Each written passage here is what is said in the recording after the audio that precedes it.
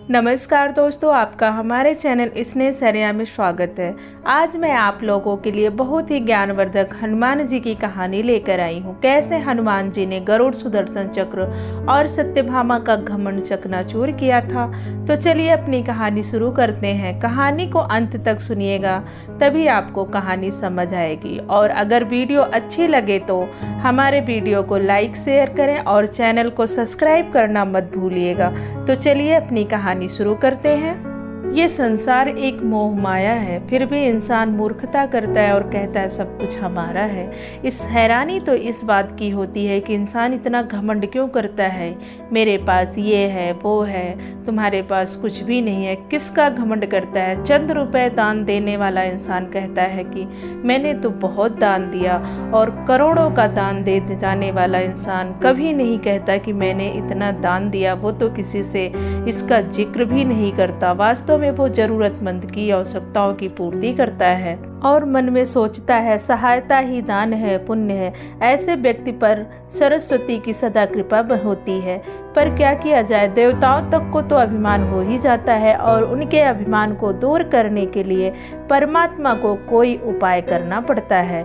गरुड़, सुदर्शन चक्र तथा सत्यभामा को भी अभिमान हो गया था कि भगवान श्री कृष्ण ने उनके अभिमान को दूर करने के लिए श्री हनुमान जी की सहायता ली थी। श्री कृष्ण ने अपनी पत्नी सत्यभामा को स्वर्ग से पारिजात का पुष्प लाकर दिया था, और इसके कारण सत्यभामा स्वयं को श्री कृष्ण भगवान की सबसे प्रिय और अति सुंदरी मानने लगी थी। सुदर्शन चक्र को यह अभिमान हो गया था कि उसने इंद्र के वज्र को विफल किया है और लोकालोक में अंधकार को दूर करता है। भगवान श्री कृष्ण हमेशा उसकी ही सहायता लेते हैं। गरुड़ भगवान कृष्ण का वाहन थे। वह समझते थे कि भगवान मेरे बिना कहीं जा नहीं सकते हैं, इसलिए कि मेरी गति का कोई मुकाबला नहीं कर सकता है, इसलिए मैं भगवान का सबसे प्रिय हूँ। मेरे बिना भगवान कुछ नहीं करते हैं। भगवान श्री कृष्ण अपने भक्तों से बहुत प्यार करते हैं, इसलिए वह नहीं चाहते थे कि उनको भक्तों में घमंड आ जाए। अपने भक्तों के घमंड को दूर करने के लिए उन्होंने हनुमान जी का स्मरण किया। तत्काल हनुमान जी द्वारिका आ गए। जान गए कि श्री कृष्ण ने क्यों बुलाया है। श्री कृष्ण और श्री राम दोनों एक ही हैं, यह हनुमान जी जानते थे, इसलिए सीधे राज दरबार नहीं गए। कुछ कौतुक करने के लिए वो बगीचे में पहुंच गए। वृक्षों पे लगे फल तोड़ने लगे। कुछ खाए, कुछ फेंक दिए। वृक्षों को उखाड़ फेंका, कुछ तो तोड़ डाला, बाग वीरान बना दिया। फल तोड़ना और फल फेंकना यह उनका मकसद नहीं था। वह तो श्री कृष्ण को संकेत से कौतुक करा रहे थे।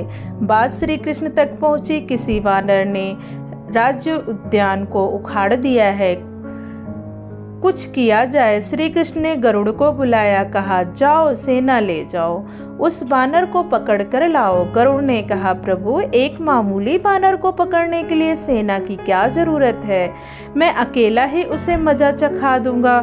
कृष्ण ने मन ही मन मुस्कुरा दिए, जैसा कि तुम्हारी मर्जी। अगर तुम चाहते हो कि तुम अकेले ही उस बानर को पकड़ कर ला सकते हो तो तुम जाओ और उस बानर को पकड़ कर राज दरबार में लेकर आओ और जाकर उस बानर को रोको। गरुड़ जी अपनी तेज गति से गए और हनुमान जी को ललकारा, बाग क्यों उखाड़ रहे हो, फल क्यों तोड़ रहे हो, चलो तुम्हें श्री कृष्ण बुला रहे हैं। हनुमान जी ने कहा मैं किसी कृष्ण को नहीं जानता हूँ, मैं तो श्री राम का सेवक हूँ, जाओ कह दो मैं नहीं आऊँगा।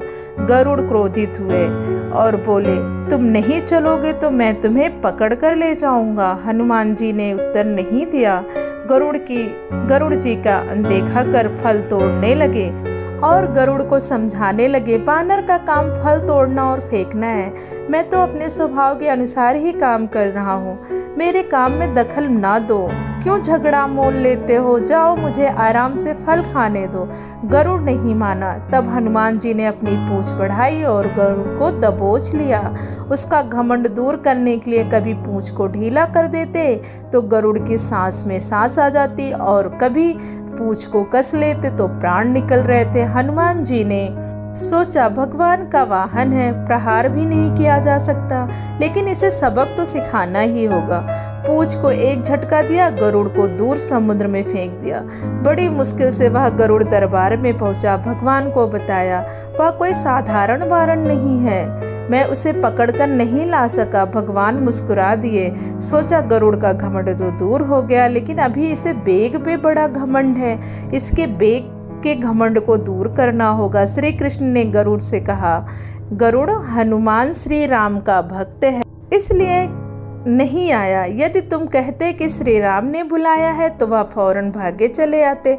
हनुमान अब मलय पर्वत पर चले गए हैं, तुम तेजी से जाओ और उनसे कहना श्री राम ने उन्हें बुलाया है। तुम तेज उड़ सकते हो, तुम्हारी गति बहुत है, उसे साथ ही ले आना। गरुड़ बेग से उड़े, मलय पर्वत पर पहुँचे और वहां जाकर हनुमान जी से क्षमा मांगने लगे और कहा, श्री राम ने आपको याद किया है, अभी आओ मेरे साथ, मैं तुम्हें पीठ पर बिठाकर मिनटों में भगवान श्री राम के पास तुम्हें पहुंचा दूंगा और तुम्हें द्वारिका में ले चलूंगा। तुम खुद चलोगे तो देर हो जाएगी, मेरी गति बहुत तेज है, तुम मुकाबला नहीं कर सकते हो। हनुमान जी मुस्कुराए, भगवान की लीला समझ गए।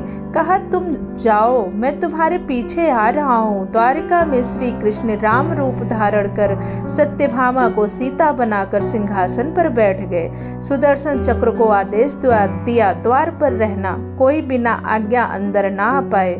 श्री कृष्ण समझते थे कि श्री राम का संदेश सुनकर तो हनुमान जी एक पल भी नहीं लगाएंगे और वह दौड़े चले आएंगे। गरुड़ को तो हनुमान जी ने विदा कर दिया और स्वयं उनसे भी तीव्र गति से उड़कर गरुड़ से पहले ही द्वारका पहुंच गए। दरबार के द्वार पर सुदर्शन ने उन्हें रोककर कहा, बिना आज्ञा अंदर नहीं जा सकते हो, अंदर जाने के लिए मना है। जब श्री राम बुला रहे हो तो हनुमान जी विलंब कैसे सहन कर सकते थे। सुदर्शन को पकड़ा और अपने मुंह में दबा लिया। अंदर गए, सिंहासन पर श्री राम और सीता जी बैठे थे। हनुमान ने प्रभु श्री राम को प्रणाम किया और कहा, प्रभु आने में देर तो नहीं हुई। साथ ही कहा, प्रभु माँ कहाँ है, आपके पास यह कौन सी दासी बैठी हुई है। सत्यभामा ने सुना तो वह लज्जित हुई, क्योंकि वह समझती थी कि कृष्ण द्वारा पारिजात लाकर दिए जाने से वह सबसे सुंदर स्त्री बन गई है। सत्यभामा का घमंड चूर हो गया। उसी समय गरुड़ तेज गति से उड़ने के कारण हांफते हुए दरबार पहुंचा।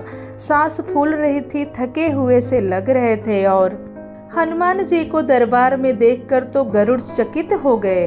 मेरी गति से भी तेज गति से हनुमान जी दरबार में पहुंच गए। लज्जा से पानी पानी हो गए। गरुड़ के बल और तेज की गति से उड़ने का घमंड चूर हो गया। श्री राम ने पूछा, हनुमान तुम अंदर कैसे आ गए, किसी ने रोका नहीं था। भगवान सुदर्शन ने मुझे आने से रोका था। मैंने सोचा आपके दर्शन में विलंब न हो जाए, इसलिए मैंने उसे अपने मुंह में दबा लिया। और यह कहकर हनुमान जी ने मुंह से सुदर्शन चक्र को निकालकर प्रभु के चरणों में डाल दिया।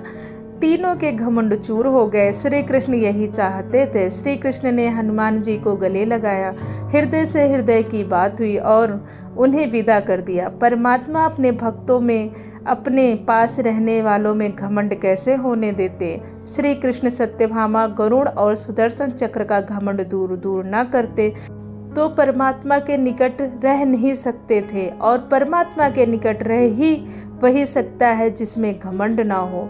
श्री राम से जुड़े व्यक्ति में कभी अभिमान हो ही नहीं सकता। ना श्री राम में अभिमान था, ना उनके भक्त हनुमान में था। ना श्री राम ने कहा कि मैंने किया है और ना हनुमान जी ने कहा कि मैंने किया है, इसलिए दोनों एक हो गए, ना अलग थे ना अलग रहे। तो दोस्तों, यह कहानी आपको कैसी लगी? इस कहानी से हमें यह शिक्षा मिलती है कि हमें किसी बात का घमंड नहीं करना चाहिए, क्योंकि हमारा घमंड ज़्यादा दिन तक नहीं टिकता। क्योंकि जब देवताओं का घमंड नहीं चला तो हम तो मनुष्य हैं। स्वयं खुश रहें और दूसरों को खुश रहने दें। धन्यवाद।